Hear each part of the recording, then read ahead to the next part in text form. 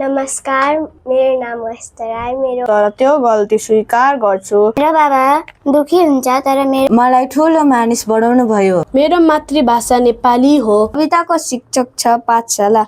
सबैका ती थाकेका मुहार। म अङ्ग्रेजको गुलाम होइन। पशु पुछिदिनुहुन्छ, धन्यवाद। र यो कम्पिटिसनको रुल्स चाहिँ के छ भने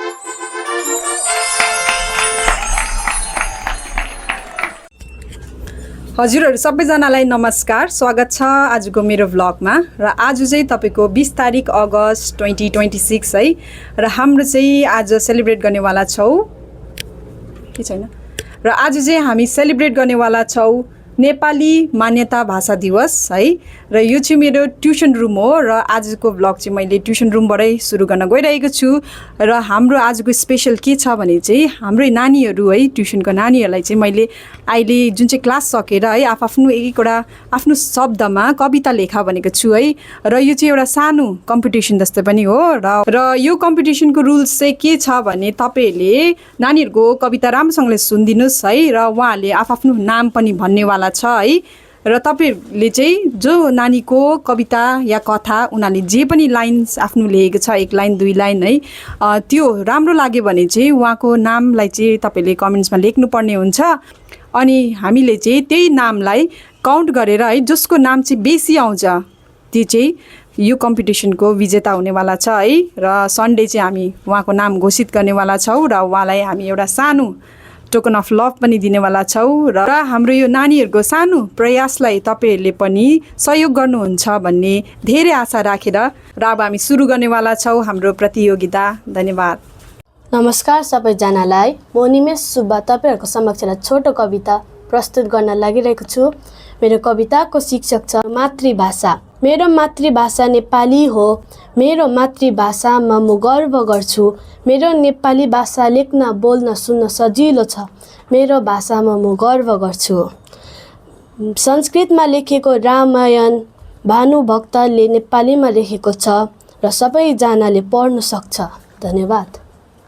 नमस्ते, मेरो नाम अमित बर्देवा हो। आज म तपाईँहरूको अघि एउटा कविता भन्न गइरहेको छु। मेरो कविताको शीर्षक छ मेरी आमा। मेरी आमा साह्रै राम्री, मलाई मनपर्छ उनको बानी। मलाई दुःख गरी पाउनुभयो, मलाई ठुलो मानिस बनाउनु भयो। मलाई बिहान उठेर नुहाउनु भन्नुहुन्छ, मलाई मिठो खाना पकाएर दिनुहुन्छ। मलाई कष्ट गरी हुर्काउनु भयो, मलाई असल मानिस बनाउनु भयो। हरेक गल्तीमा क्षमा गर्ने, मलाई साह्रै माया गर्ने, यही बानी आमाको मलाई साह्रै मनपर्ने। धन्यवाद। नमस्ते, मेरो नाम अनिक प्रधान हो। म तपाईँहरूको अघि एउटा कविता प्रस्तुत गर्न गइरहेको छु। मेरो कविताको शीर्षक छ पाठशाला। हामी सबै पाठशाला जान्छौँ, राम्रो पढ्छौँ, राम्रो लेख्छौँ अनि सबै गुरुको आधार गर्छौँ। पाठशालामै साथी बनाउँछौँ अनि त्यही साथीहरूसित खेल्छौँ। पाठशालामा गुरु आउनुहुन्छ अनि हामीलाई पढाउनुहुन्छ। त्यहाँदेखि बेल बज्छन् अनि हामी घर जान्छौँ। त्यहाँ भोलि बिहानै फेरि 8:30मा रेडी भएर पाठशाला आउँछौँ अनि हामी खेल्छौँ। अनि कोही बेला हामी गुरुकोबाट धुलाई खान्छौँ, तर हामीले मन दुखाउनु हुँदैन। पाठशालामा जस्तै खाजा खानेको बेल लाग्छ, हामी कुदेर बासाघर जान्छ। धन्यवाद। नमस्कार, मेरो नाम अस्ता राई। मेरो सानो भए कथा छ।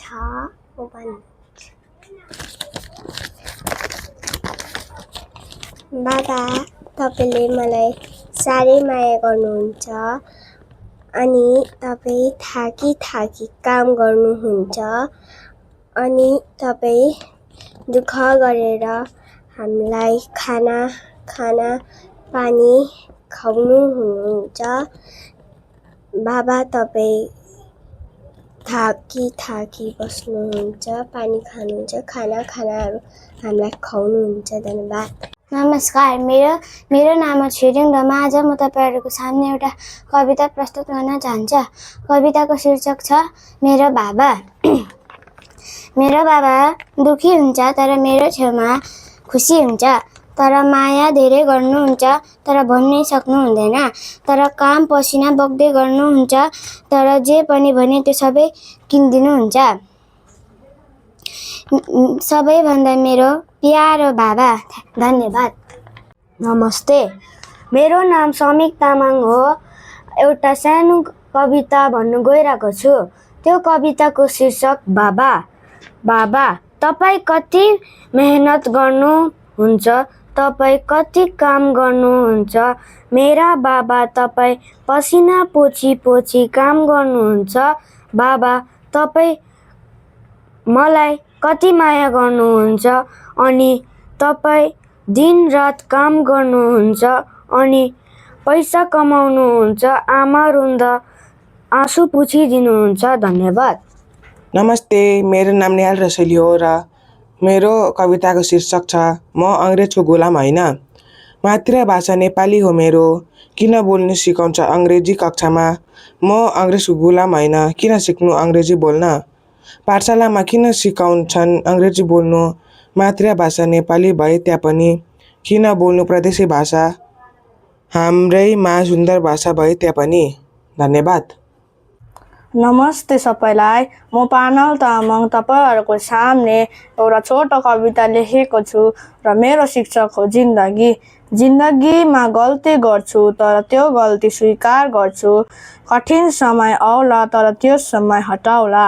जिन्दगीमा सहारा हुँदैन, आफै सहारा हुनुपर्छ, किनभने आफ्नो सहाराले जिन्दगी बढ्छ। आफ्नोमा भरोसा राख, अरूमा भरोसा नराख, किनभने अरूको भरोसा टुट्छ तर आफ्नो भरोसा कहिले टुट्दैन। जिन्दगीमा धोका पाउँछ तर दुःख नहु, किनभने एक दिन सुख पाउँछ। धन्यवाद। र नानीहरू साथसाथ मैले पनि एउटा सानो कविता रचेको छु है, मेरो यो ट्युसन क्लासको बारीमा है। हजुरहरूलाई कस्तो लाग्छ? यो चाहिँ जस्ट एन्टरटेनमेन्टको लागि मात्रै हो, हजुरहरूले भोट नगर्दा हुन्छ मेरो लागि चाहिँ है। र मेरो कविता यस प्रकार छ है। जब बच्चा 4 विद्यार्थीको हुन्छ आहार, कोठा खोली सफा गरी सुरु गर्छ आफ्ना कारोबार। सबैका ती थाकेका मुहार देखि मनमा बग्न खोज्छ दयाको सागर। फेरि झल्को आउँछ पैसाको प्रहार, त्यसपछि सुरु हुन्छ मेरो कालो पाइपको कलाकार। धन्यवाद। र हजुरहरूले सुन्नुभयो होला है, हाम्रो नानीहरूको एकदमै राम्रो प्रयास है। कथा भने पनि कविता भने पनि है एकदम राम्रो रचेका छ है। र यो चाहिँ सबै उहाँहरूले अहिले नै यो ट्युसन क्लासमै रचेको हो र तपाईँहरूले प्लिज यसलाई सपोर्ट गरिदिनुहोस् है भोट गरेर। सबै नानीहरूले एकदमै राम्रो कविता लेखेको छ है, तपाईँले सुन्नुभयो होला है। र एकदमै प्रथम चाहिँ को हो तपाईँहरूलाई को जस्तो लाग्यो है, उहाँको एकदमै नाम लेखेर तपाईँले पनि भोट गरिदिनुहोस् है। र यसरी नै हाम्रो नानीहरूलाई सपोर्ट गरिदिनुहोस्। र आजको भ्लगलाई म यहीँ अन्तिम गर्दैछु। धन्यवाद।